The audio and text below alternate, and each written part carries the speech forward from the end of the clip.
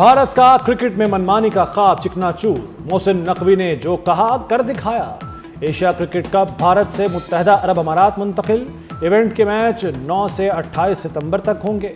پاکستان اور بھارت کا ٹاکرا 14 ستمبر کو ہوگا۔ پاکستان، بھارت، UAE اور عمان گروپ اے میں شامل، بنگلہ دیش، سری لنکا، افغانستان اور ہانگ کانگ گروپ بی میں شامل۔ صدر Asian cricket council Mohsin Naqvi نے شیڈول کا اعلان کر دیا۔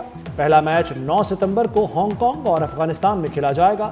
ایونٹ کا فائنل 28 ستمبر کو ہوگا۔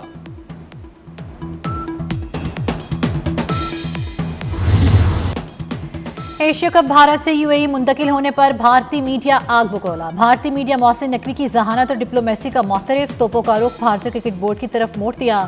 محسن نقوی نے جیسے ہی ایشیا کپ کے شیڈول کا اعلان کیا، بھارت میں صف ماتم مچ گئی۔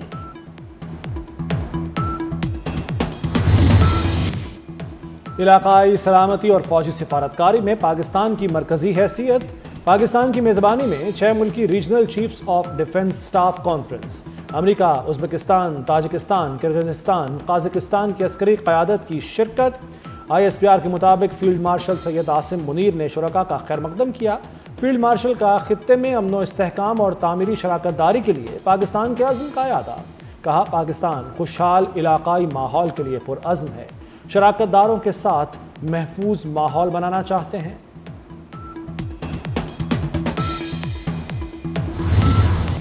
کمانڈر امریکی سینٹ کانگ کو نشان امتیاز ملٹری دیا گیا۔ اعزاز دینے کی پروکار تقریب ایوان صدر میں ہوئی۔ صدر آصف علی زرداری نے جنرل کوریلا کو اعزاز سے نوازا۔ اعزاز خطے میں امن، دفاعی تعاون اور انسداد دہشت گردی میں خدمات پر دیا گیا۔ فتنہ الہندوستان کے دہشت گردوں کا انجام عبرتناک موت ہے۔ بھارتی سپانسرڈ دہشت گردوں اور ان کے سہولت کاروں کو چھپنے کی جگہ نہیں ملے گی۔ وزیر داخلہ محسن نقوی کا دہشت گردی کے خاتمے کا عزم۔ محسن نقوی کی وزیر اعلیٰ بلوچستان سرفراز بگٹی سے ملاقات۔ فتنہ الہندوستان کے دہشت گردوں کی سرکوبی کے اقدامات پر تبادلہ خیال۔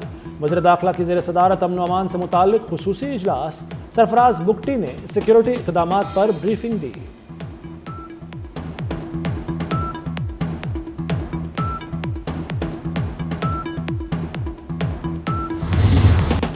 مقبول سیاسی لیڈر کا مطلب اسلحہ اٹھانے کا لائسنس نہیں۔ نائب وزیر اعظم اسحاق ڈار کا بانی کی قید پر امریکی تھنک ٹینک کو جواب۔ کہا، بانی کو لوگوں کو ریاست کے خلاف نہیں اکسانا چاہیے تھا۔ سانحہ 9 مئی پر قانون اپنا راستہ لے گا۔ جب آپ اسلحہ اٹھائیں گے تو مجھ جیسا مفاہمت پسند بھی کچھ نہیں کر سکتا۔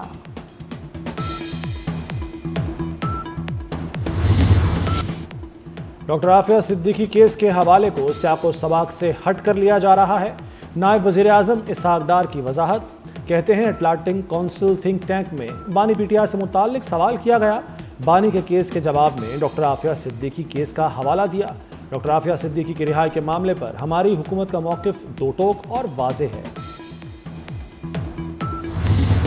چینی کا بحران شہری پھر خار۔ لاہور میں چینی کی قلت سنگین صورتحال اختیار کر گئی۔ ہول سیلرز اور ملز کے فرنٹ مینوں نے چینی کی سپلائی روک دی۔ کریانہ فروشوں کے پاس بھی چینی کا سٹاک ختم۔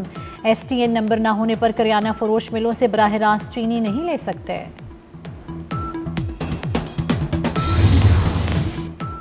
ترسیلات زر ملک بھیجنے کی سہولت اسکیم جاری رہے گی۔ وزیر اعظم شہباز شریف کی وزارت خزانہ کو اسکیم کے لیے فنڈ جاری کرنے کی ہدایت۔ کہتے ہیں، اوورسیز پاکستانی ہماری طاقت اور قیمتی اثاثہ ہیں۔ ان کی محنت کی کمائی ملک کی ترقی میں کردار ادا کرتی ہے۔ وزیر اعظم نے FBR میں جدید اور عالمی معیار کے ڈیجیٹل ایکو سسٹم بنانے کی بھی منظوری دے دی۔ عالمی شہرت یافتہ ماہرین کی خدمات لینے کی ہدایت۔ کہا، ڈیٹا کو ایک ہی سسٹم سے منسلک کیا جائے، نظام ایسا ہو کہ مؤثر ڈیجیٹل نگرانی ہو سکے۔ گلگت بلتستان سیلاب سے تباہی کی تصویر بن گیا۔ ضلع گانشی کے قدیم گاؤں کندوز میں ہر طرف تباہی۔ سیلابی ریلی کی زد میں آ کر 49 سے زائد مکانات تباہ، متعدد خاندان بے گھر ہو گئے۔ فیری میڈوز میں پھنسے کچھ سیاحوں کو بذریعہ ہیلی کاپٹر ریسکیو کر لیا گیا۔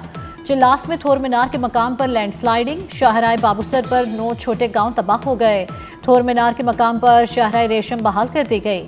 لاپتہ سیاحوں کی تلاش کے لیے آپریشن جاری۔ چلاس، کردو، استور، دیامیر دیر میں موسلادھار بارش۔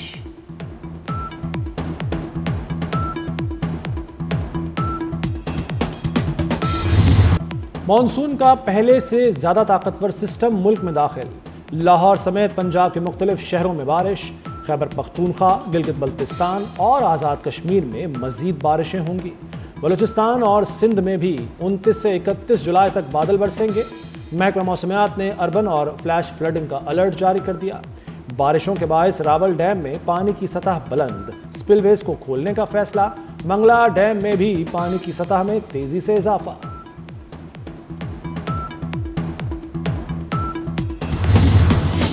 مانسون بارش اور گلیشیئرز پگھلنے سے دریاؤں اور ندی نالوں کے بہاؤ میں اضافہ۔ دریائے سندھ میں تربیلا، کالا باغ اور چشمہ کے مقام پر نچلے درجے کا سیلاب۔ تونسا کے مقام پر درمیانے درجے کی سیلابی صورتحال۔ ڈیرہ غازی خان میں رودکوہیوں میں پانی کی سطح میں اضافے کا خدشہ۔ اٹک کے مقام پر دریا میں طغیانی، پانی کی سطح میں خطرناک حد تک اضافہ ہو گیا۔ فورمیلی کے مقام پر 2 منزلہ پولیس چوکی دریا پرد ہو گئی۔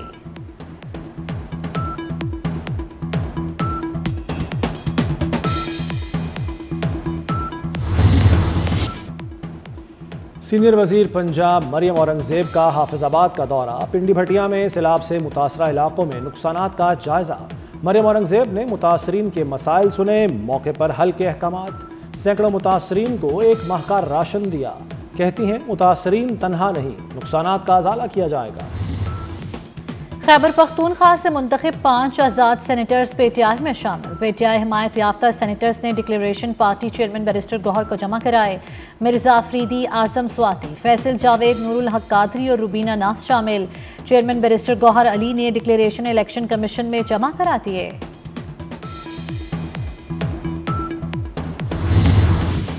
اسحاق ڈار اور مارکو روبیو کی ملاقات مثبت رہی۔ ایران سے ثالثی پر پاکستان کے کردار کی تعریف کی گئی۔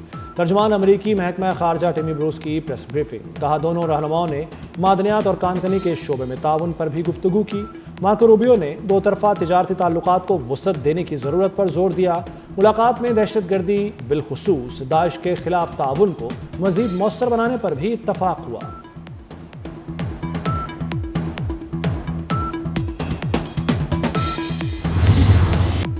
Be G I S P R lieutenant general Ahmed Sharif Chaudhry کا دورہ لاہور۔ گورنمنٹ کالج یونیورسٹی کے طلباء اور طالبات کے ساتھ خصوصی نشست۔ مارکہ حق کی کامیابی پر تفصیلی گفتگو کی۔ D G I S P R نے نوجوانوں کے جذبے حب الوطنی کو سراہا۔ طلباء نے سیکیورٹی اور قومی امور پر سوال پوچھے۔ مستقبل میں ایسی نشستوں کی خواہش کا بھی اظہار کیا۔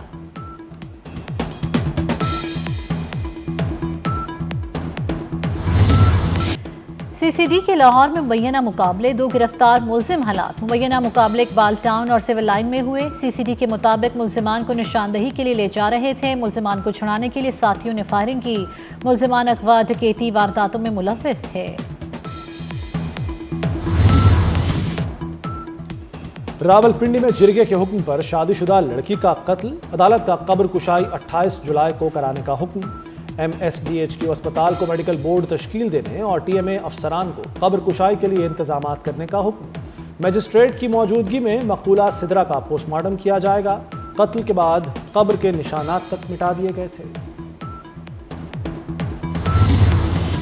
وزیر اعلیٰ پنجاب مریم نواز کی زیر صدارت خصوصی اجلاس۔ 1200 دیہات کو مثالی گاؤں بنانے کے پروجیکٹ کا جائزہ۔ مثالی گاؤں میں پختہ گلیاں، سڑکوں کی بحالی، چلڈرن پارک، شجرکاری بھی ہوگی۔ مثالی گاؤں میں گھروں پر نمبر لگائے جائیں گے اور سائن بورڈ بھی نصب ہوں گے۔ صدر مملکت آصف علی زرداری 70 برس کے ہو گئے۔ ملک بھر میں پاکستان پیپلز پارٹی کے زیر اہتمام تقریبات، سالگرہ کے کیک کاٹے گئے۔ سینئر رہنما فیصل میر کی جانب سے فلیٹیز ہوٹل میں تقریب۔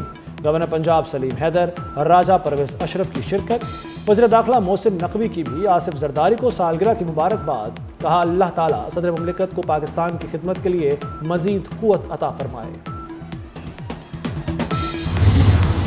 کراچی میں ضلع شرقی کی رہائشی 48 سالہ خاتون ڈینگی کے باعث انتقال کر گئی۔ خاتون 23 جولائی کو نجی اسپتال میں داخل ہوئی تھی۔ رواں برس سندھ بھر سے 345 کیس رپورٹ ہوئے۔ ایران کے مشرقی صوبے سستان کے شہر زاہدان میں عدالتی کمپاؤنڈ پر مسلح افراد کا حملہ۔ ایرانی میڈیا کے مطابق حملے میں 9 افراد جاں بحق، 20 زخمی ہو گئے۔ ایرانی سیکیورٹی فورسز کے فائرنگ سے 3 دہشت گرد ہلاک ہو گئے۔ حملہ آور ججز کے کمروں میں گھس کر فائرنگ کرتے رہے۔ مسلح گروہ حبش کے حملے کی ذمہ داری قبول کر لی۔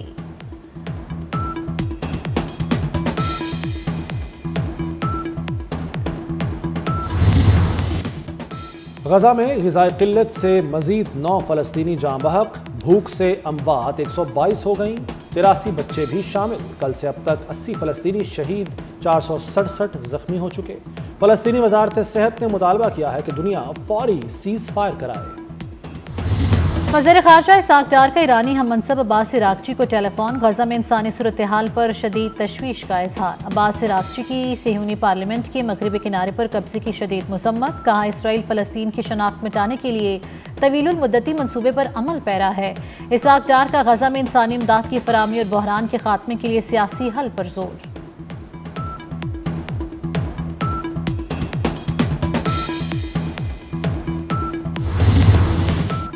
برطانیہ کی 9 سیاسی جماعتوں کے 221 ارکان پارلیمنٹ اور درجنوں سابق سفارتکاروں کا فلسطین کو تسلیم کرنے کا مطالبہ۔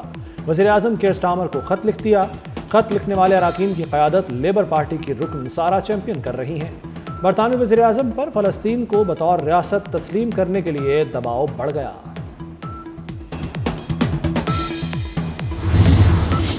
تھائی لینڈ اور کمبوڈیا مشروط جنگ بندی پر رضامند، ملیشیا کے وزیر اعظم انور ابراہیم کا کہنا ہے دونوں ممالک نے سرحد سے فوج ہٹانے کے لیے مہلت مانگی ہے۔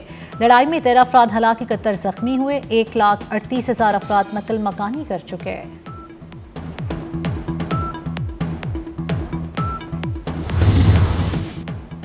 چین کے شہر باؤڈنگ میں 24 گھنٹے میں سال بھر جتنی بارش، باؤڈنگ میں 447 ملی میٹر بارش ریکارڈ۔